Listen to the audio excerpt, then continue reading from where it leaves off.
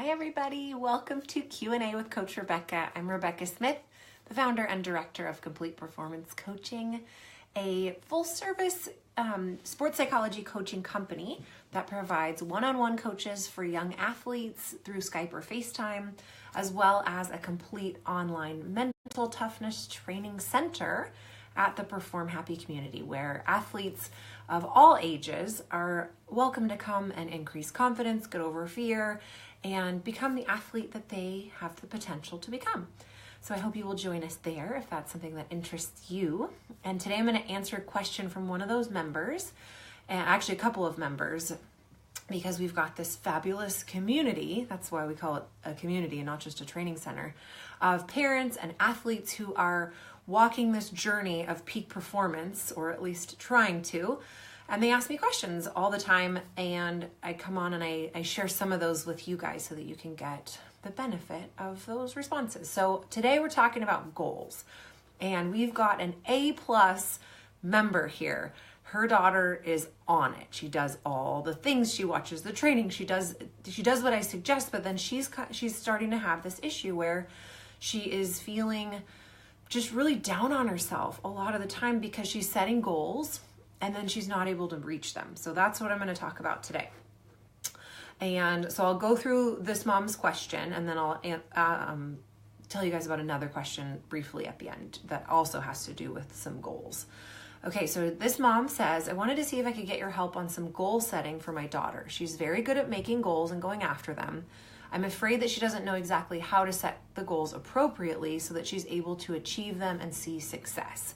And so for those of you guys who are familiar with my Overcoming Fear course and some of the confidence building programs, it's all about success. It's all about success and progress. If you are feeling like you're failing over and over and over, it's not going to motivate you and it's not going to build your confidence. But there's this thing that we perfectionists do, is that we feel like it's all or nothing. You know, if I don't perfectly nail exactly what I'm supposed to be doing or what I think I'm supposed to be doing, I feel like a failure. And we have a hard time finding the gray area palatable between didn't do it and did it. Well, okay, so maybe you didn't get all the way there, but how far did you get? A lot of the time people leave that as, you know, they look at the glass half empty, that, well, I didn't reach it, so therefore I failed. Instead of going, oh my gosh, I got halfway there. Look at how far I came today. So she's doing a good job of setting what I call SMART goals. And SMART is an acronym for specific, measurable, adjustable, realistic, or sometimes I sub in risky because I like for them to be kind of big, a little bit scary goals.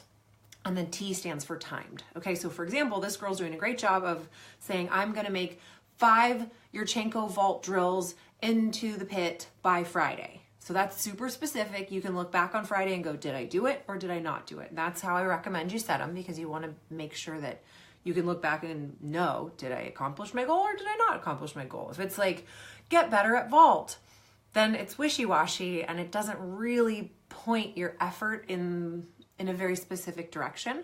Okay, so she's doing a great job setting the goals. That already is huge, because a lot of the time people don't even really know how to set the right kind of goals. So that good. But here's the catch. Her idea of how practice is going to go and what the coach's ideas are not always the same. And she said, you know, she's talked to her about controllables. We talk about what you can control and what you can't control. And obviously when you set a goal, you're hoping that things are all going to go your way. And of course, things don't always go your way. Also, other teammates are going no problem and moving through what we call baby steps. She needs more time with the steps she's on, but if she can't make her goal, she comes home feeling bad. And then because the coaches don't always work on what she's got on her goal sheet, if that one day where she can work on it turns into a bad day because she's tired or sick or her coach is in a bad mood, she misses her goal and she feels like she failed. And the mom goes on to say, I feel like she's really trying to make progress, but the uncontrollables are so abundant that it's wearing her down.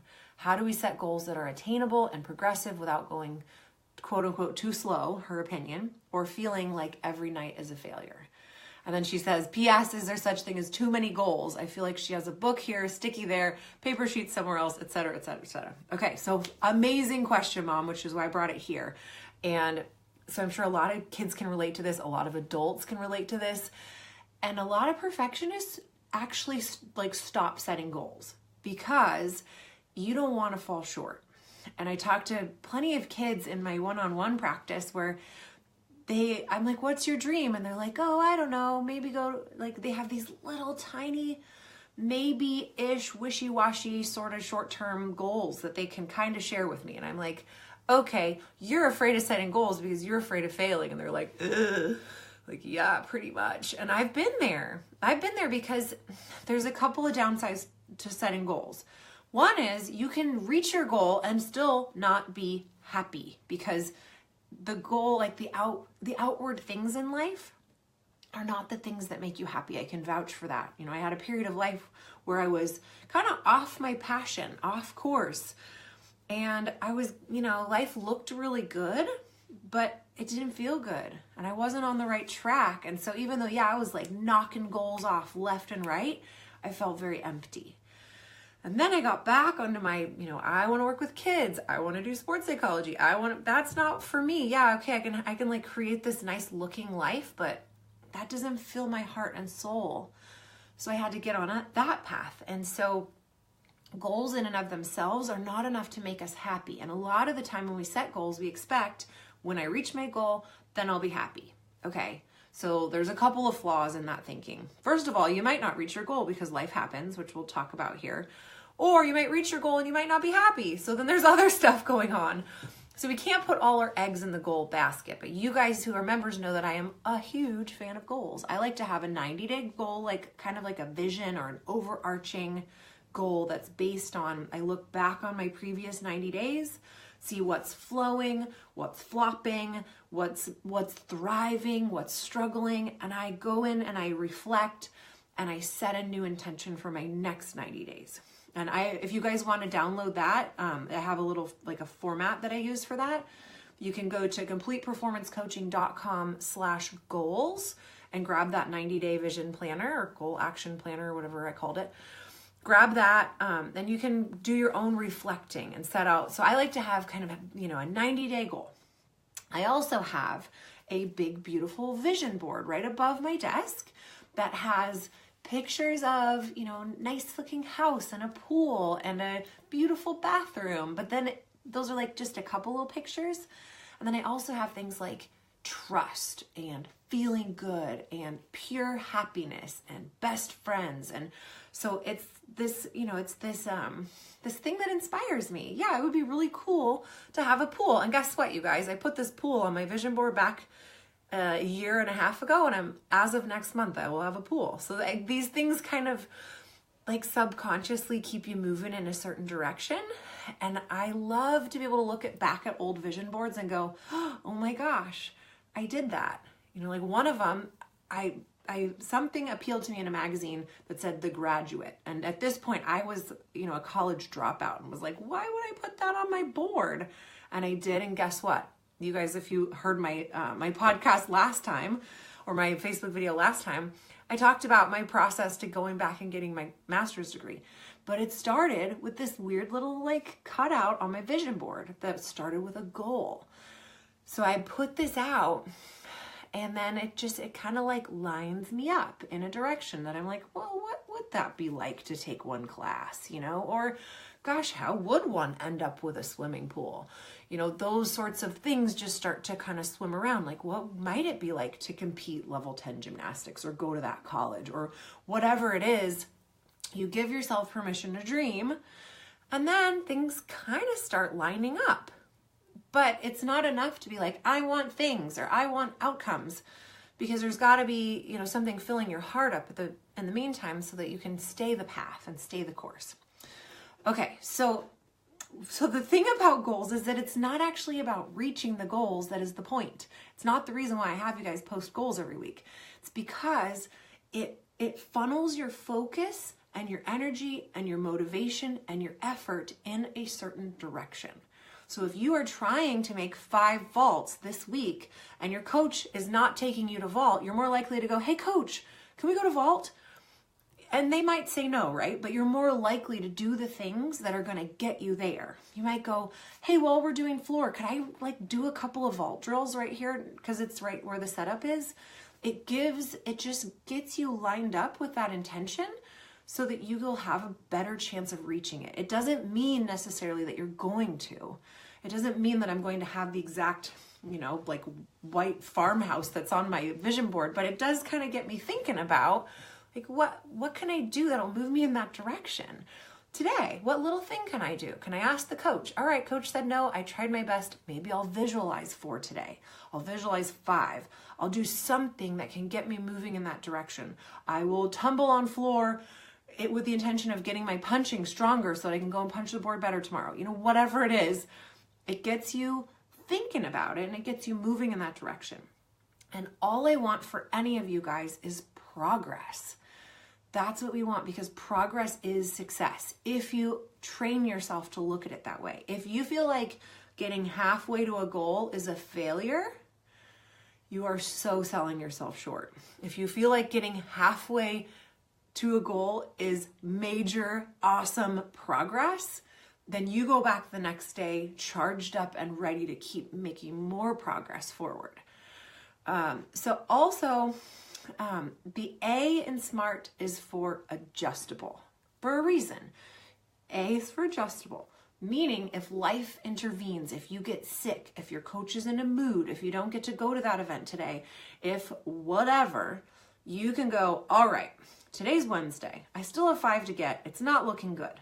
How about I aim for 3? Or maybe I can switch my focus to XYZ. You can also say, hey coach, are we going to go to vault in the next couple of days? I'm just curious. I'm trying to kind of plan out my goals for the week. And I don't know a single coach who would be like, goals? You shouldn't be worried about that. I mean, maybe, who knows? There's a lot of wild and crazy coaches out there. But if they're like, oh, you have a goal to get to vault? Hey, maybe we can try to go there tomorrow. A lot of the time it comes down to speaking up and saying, I've got this goal of getting this. Can you help me with that? Or would that be possible this week? And if they go, no, we're not going to get there, then you're like, okay, then I'm going to move my timeline out an extra week. So then I can have a better chance of getting it. So back to perfectionism. Flexibility is not our strong suit. For those of you who are like, I really want to please, I really want to do well, I really want to be perfect, I want to get every goal I ever set. So that's part of the training, is learning how to be flexible. And so something that I've had to do personally is switch from to-do lists to wish lists. So I used to write these big long lists of all the things I wanted to get done. I would never get through even half of it and I would feel like a failure. Like you guys are getting that that's a pattern here. So now every time I write a list of things to do, I write a wish list.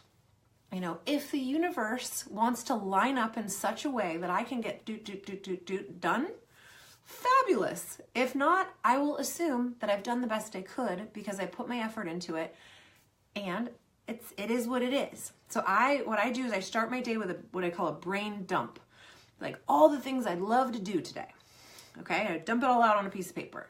Then I pull out my calendar and I look like, all right, it's 9 a.m. I got 5 clients. I have 3 windows of time. What can I get done today? And then I go, oh, realistically, I can get done like 2 of these things on my insanely long list. So I write a little wish list and I go, at 9:30, I'll do this. At 12, I'll do that. At 2, I'll do this. And do I finish it every single time? No, but I'm not mad at myself because my goal, my overarching goal, is to be a grateful servant, to really do good work and be of service. And if I've done that, then I accept myself that day. And you know what? Even if I haven't, even if I've been a totally impatient pain in the butt to my husband and like really short with my kid, and I'm like, even me in the worst form, I still accept myself at the end of the day because it's something I have to do. And before you can set any goals or any intentions, you have to have that underlying goal of, even if I don't get my goals, I will accept myself no matter what. And that, it might be extra hard for some people because we really want to impress. We really want to not disappoint others. We really don't want to disappoint ourselves, but you have to have that as your underlying foundation is I accept myself and I love myself no matter what. With that in mind, here's my wish list. Here's what I'd love to get done this week that I'm gonna focus my effort on. I'm gonna focus my motivation on. I'm gonna walk in that direction. I'm gonna praise myself for progress. My parents are gonna praise all my progress too. Even if I feel like I failed, they're gonna say, hey, look how far you came, and look, you worked really hard out there, and I'm proud of you. And then you're gonna go to sleep, wake up, and try it again. And it's not about the outcome that makes you happy. It's being able to go, you know what, I was a good person today. I was of service today. I helped people today. Therefore, I'm good. Everything's good. I'm good no matter what. And if I reach a goal, awesome, all the better. So there's a lot about kind of what I touched on is in the most recent course I'm putting together, which is From Anxiety to Confidence. So for those of you who attend the weekly live trainings in the community, those are still in the training room as past trainings. So we've been working through a whole series, and there are 2 trainings on goal setting in there that if you haven't checked them out, go do it for those of you who are members, because it talks a lot about, a more in-depth overview on what I just talked about today. So for those of you guys who have questions, you can reach me at Rebecca@performhappy.com. If you want to get in on the fun and join the community, you can go to performhappy.com, check it out. And again, if you want that free download, the 90-day goal planner, you can go to completeperformancecoaching.com/goals, and I will see you back here next week. Thanks for joining me.